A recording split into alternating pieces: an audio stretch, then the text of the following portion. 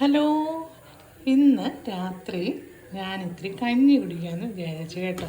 അപ്പം നമുക്ക് നല്ല മട്ടേരി ഞാൻ കുക്കറിൽ വേവിച്ചു, എന്നിട്ട് നമുക്കൊന്ന് ചൂടാക്കി എടുക്കുകയാണ്. അപ്പോൾ നല്ല മട്ടേരിയുടെ കഞ്ഞി നമുക്കിന്ന് കുടിക്കാം.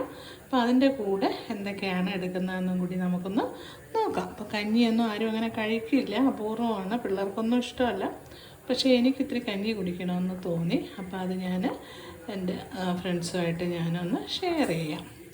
അപ്പോൾ നമുക്ക് പോകാം വീഡിയോയിലേക്ക്.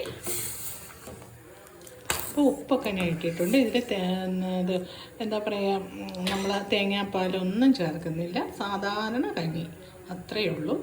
അതേ ടേസ്റ്റിൽ തന്നെ നമുക്ക് കുടിക്കാം. തേങ്ങാപ്പാലൊക്കെ ഒഴിച്ചാൽ അറിയാമല്ലോ, കുറേ നല്ല ടേസ്റ്റ് ആയിരിക്കും. പക്ഷേ അതൊന്നും വേണ്ട, നോർമലായിട്ടുള്ളൊരു സാധാ മട്ടേരിയുടെ കഞ്ഞിയാണ് ഇത്.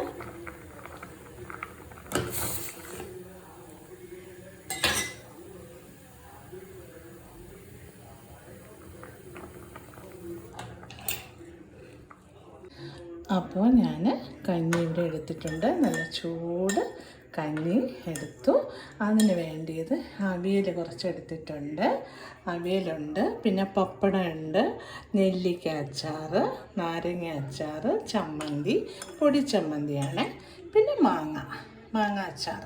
ഇത്രയാണ് ഉള്ളത്. പയറൊന്നുമില്ല, പയറൊന്നും വേണ്ട, ഇത്രയും കറിയിലും ധാരാളം. ഇതെല്ലാം കൂടെ കൂട്ടി നമ്മൾ കഞ്ഞി കുടിക്കാം.